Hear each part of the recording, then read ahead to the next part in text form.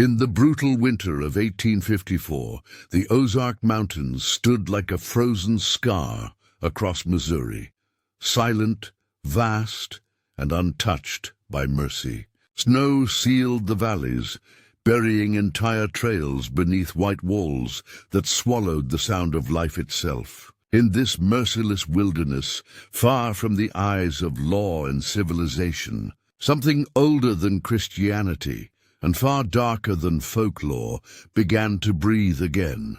If you're watching this tonight, tell me where you are and what time it is where you live. Because in these mountains, time seemed to stop the day the Blackwood sisters arrived. They came in autumn, 1843, 2 women, barely 21, walking through the mist with a single mule, carrying strange bundles wrapped in oilcloth. Their names were Mercy and Temperance Blackwood, twin daughters of a Kentucky family wiped out by cholera, or so they said. Their voices were soft, their manners refined, yet something about them didn't belong to the world around them. They spoke like women educated far beyond the backwoods. When they reached Cedar Ridge, the nearest settlement, people whispered that the twins had been trained by a granny woman, one of those old Appalachian healers who mixed Bible verses with spells from the old country. The Ozarks at that time were a land without doctors, a place where childbirth could mean death, and infection meant a shallow grave behind the cabin. So when Mercy began treating wounds and curing fevers with uncanny precision, no one questioned how she knew so much. Temperance, her quieter twin, had what locals called the sight.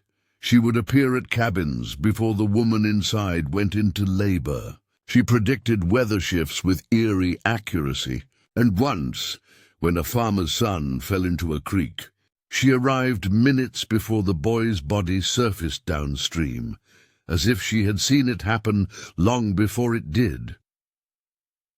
By 1845, the Blackwood twins were no longer strangers. They were the mountain's blessings. People climbed miles through snow just to touch their herbs, their powders, their miracles. And for every birth they saved, every fever they broke, they asked for nothing more than peculiar things, no money, never gold. They wanted iron nails, coarse salt, and red thread, items that old Highland families once used to bind spirits or break curses. At first, no one thought much of it. The mountains were full of strange customs, and the Blackwoods' results spoke louder than superstition. But then, by the winter of 1847, the stories began. Men traveling alone through Devil's Den Hollow started to vanish. A trapper, a trader, a boy delivering grain, all gone without a trace. And when neighbors whispered about these disappearances, the twins smiled softly and said the mountains sometimes took what they wanted. You see, the place they had chosen for their home, Devil's Den Hollow, was already whispered to be cursed. It lay 40 miles northeast of Springfield, buried between limestone bluffs that cut off the sun by mid-afternoon. Only one path led in, a narrow trail that disappeared under snow each winter. Locals avoided it, but the sisters claimed the hollow offered peace for their healing work. Herbs grew thick there, untouched by frost, and the air was always heavy with the smell of wild mint and earth. Their cabin had once belonged to a trapper who'd vanished mysteriously years before. Some said they found his bones scattered in the ravine, but the twins said it was wolves. By 1850, the women's reputation had turned from holy to haunting. Some said Mercy's remedies worked because she used blood in them. Others swore Temperance had been seen dancing naked in the hollow under a full moon. Her eyes rolled white, chanting in a tongue no one knew. Yet no one dared accuse them. The mountains kept their own peace. Outsiders didn't ask questions. When a fever swept through Cedar Ridge in 1852, killing 7 children, the twins arrived with concoctions that smelled of smoke and honey. Within days, the illness stopped. People called it a miracle, But old widow Halcombe said she saw Mercy collecting blood from one of the dying children. The widow never repeated it again. She disappeared that same winter.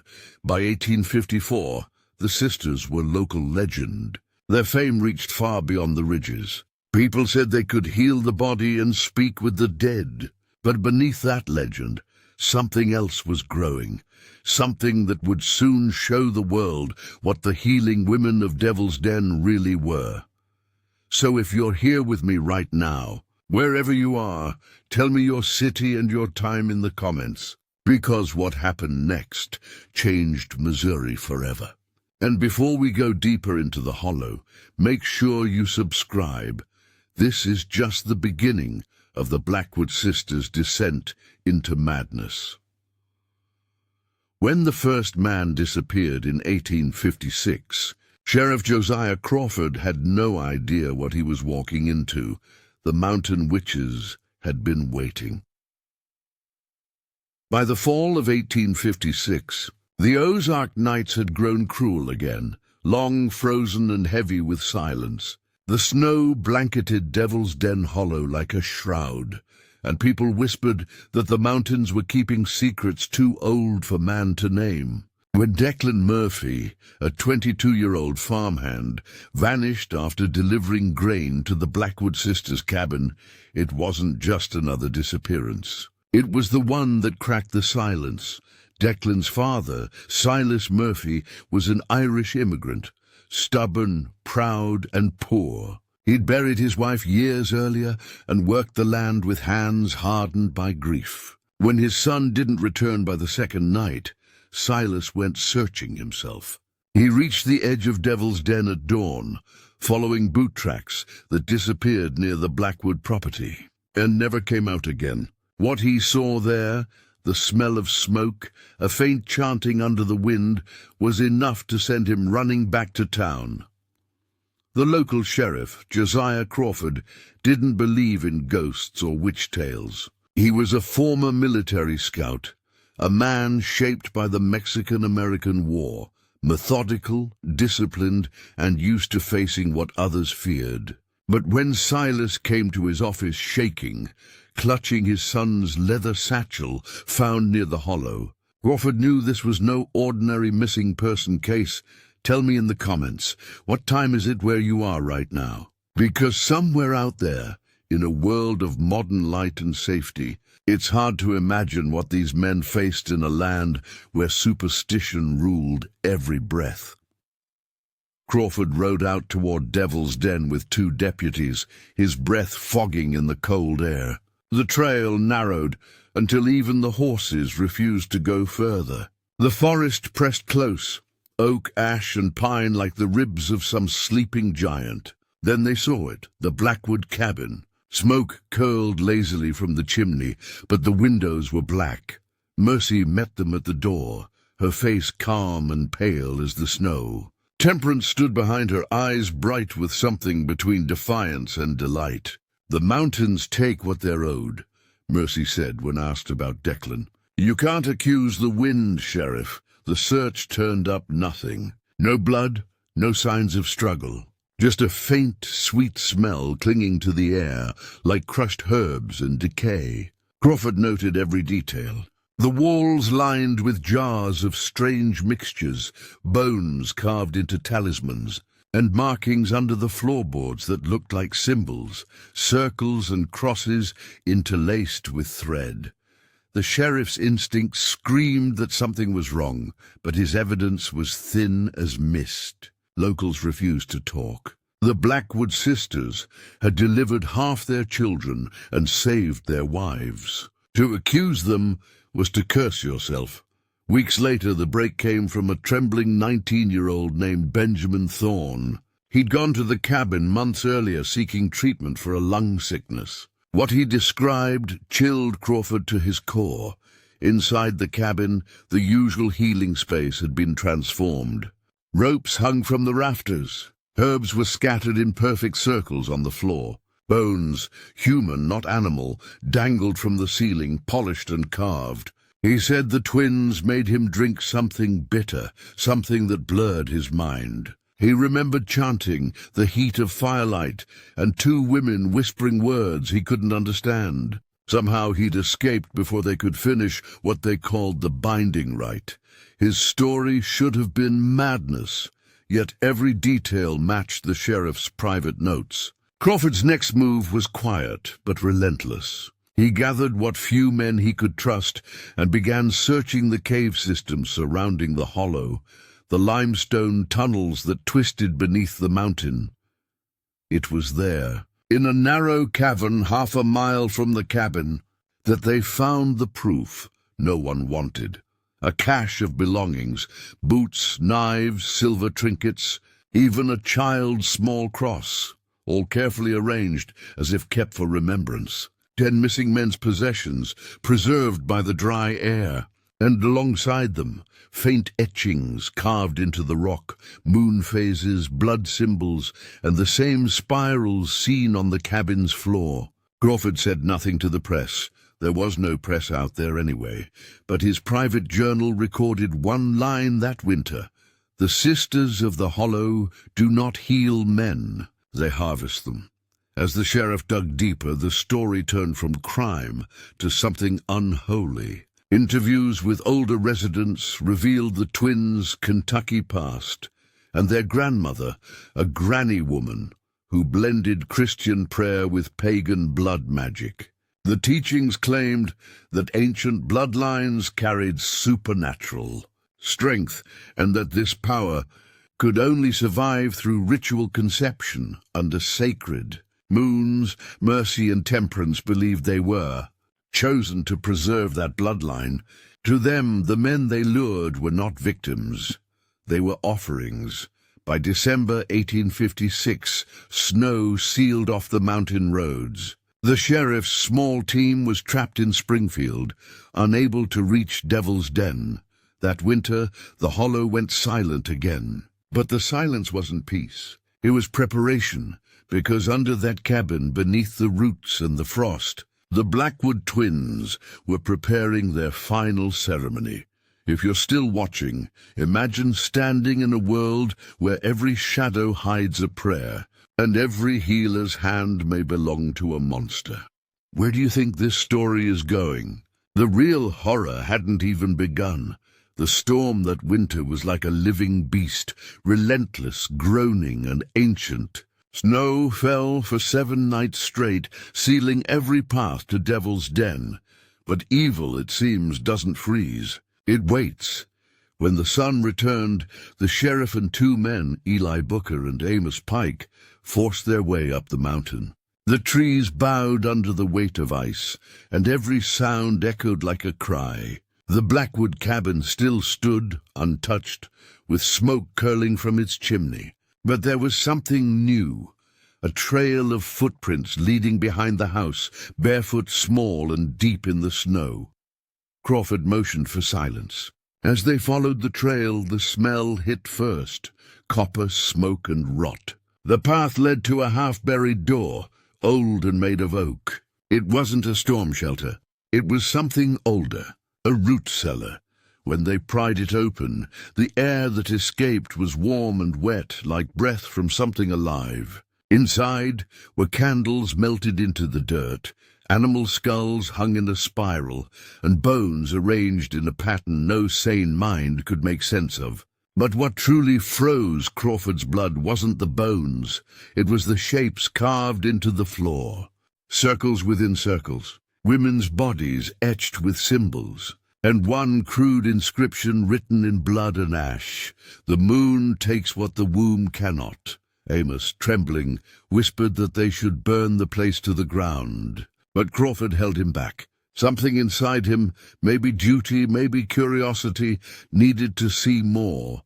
He followed a tunnel leading deeper underground. The walls grew slick with moisture, lined with jars of preserved herbs, and what looked disturbingly like pieces of flesh. At the end of the tunnel, there was a chamber lit by a single lantern, and there, on the dirt floor, were the remains of men, not buried, but arranged like offerings. Each skeleton had its skull turned toward the west, and carved into the bone above each brow was a single word, seed. Tell me something. What time is it in your city right now? Because as you listen to this, someone else in another part of the world might be hearing the same story, under the same moon. And maybe that moon remembers the same horror. When the sheriff and his men stumbled out into the open air, dawn was breaking. The snow glittered like ash. He ordered the cabin burned. Flames roared through the valley, black smoke rising into the pale sky. But as the fire reached the cellar, something happened that none of them could ever explain. The flames turned blue. That same night, down in Springfield, Crawford woke in his bed, gasping. His dreams were full of chanting and the sound of a child crying. He could smell the herbs again, feel the heat of the cellar, and hear a voice whisper his name. Weeks passed, and then came the letter. A single page left on his desk, sealed with black wax. No one knew who delivered it. Inside were only 5 words written in delicate handwriting. The moon has not finished. He rode back to Devil's Den with a preacher, hoping to bless what remained. But when they reached the burned cabin, the snow had melted in a perfect circle, warm, steaming, as if something beneath still breathed. They found footprints again, 2 sets, leading into the woods. Barefoot, female, fresh. Eli Booker later swore he saw them among the trees, the twins, their skin pale as milk, their hair black as pitch, watching from the shadows, smiling.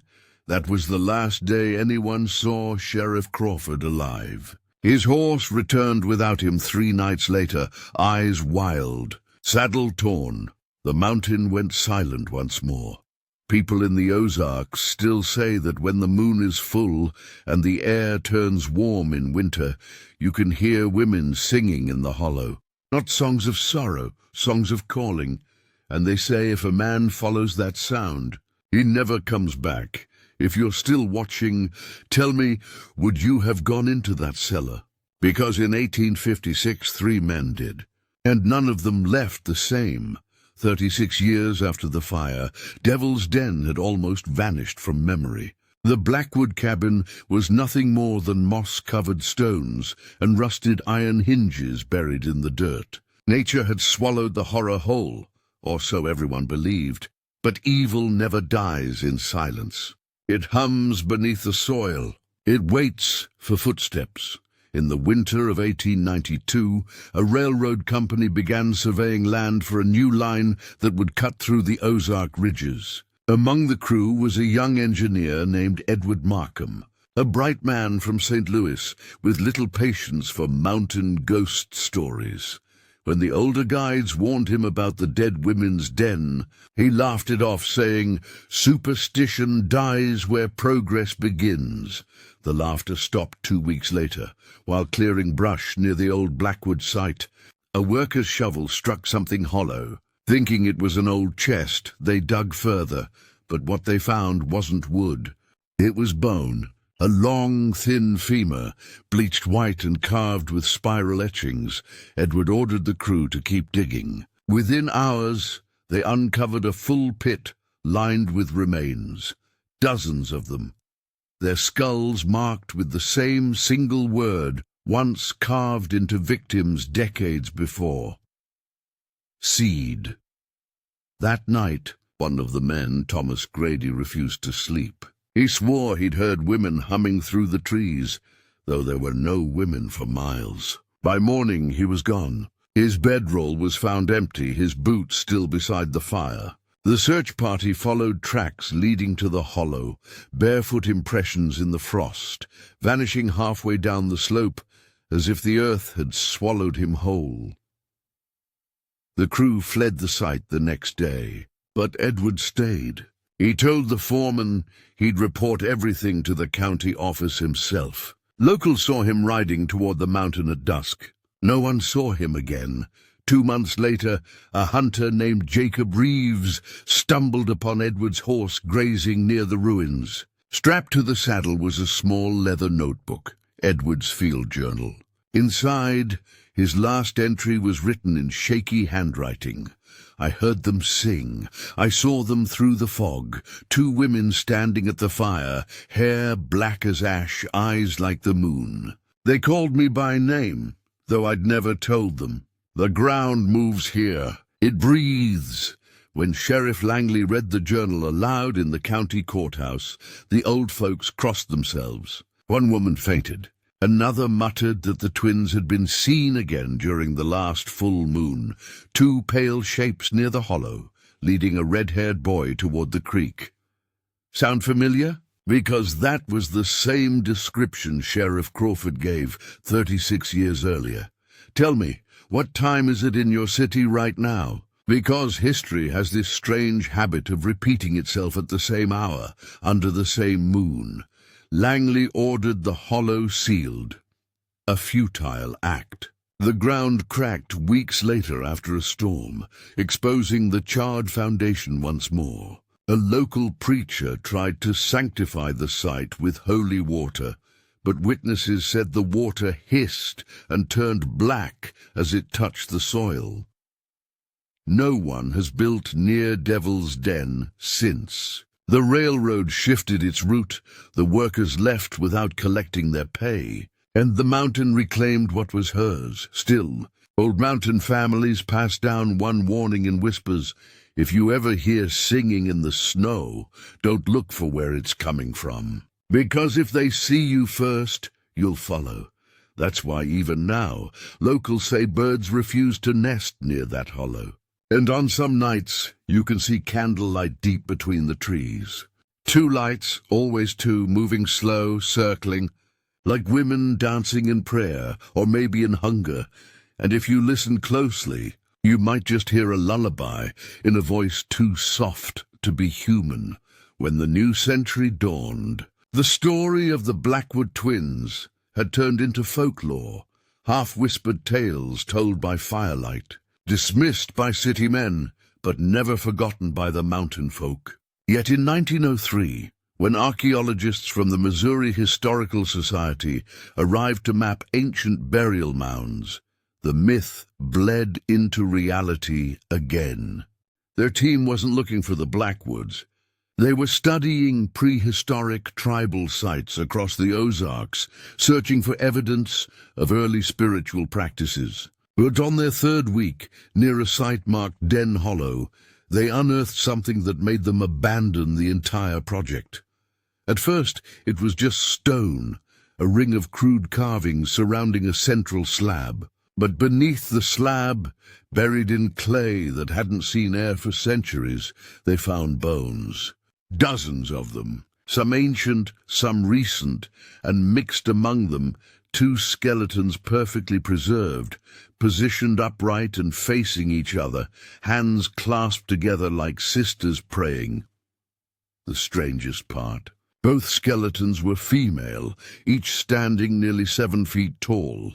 The archaeologists documented every detail until night fell. Then the singing started.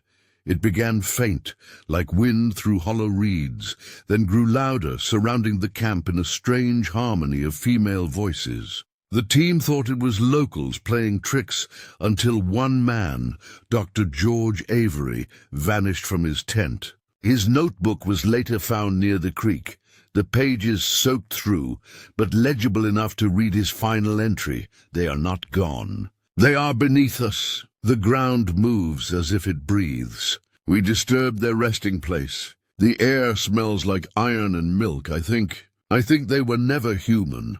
By morning, the entire camp was gone. Only their horses and scattered instruments remained. Locals who investigated later found the earth disturbed again, the bones gone, the central slab overturned, and written in the mud, the same phrase that had haunted the sheriff decades before: "The moon has not finished."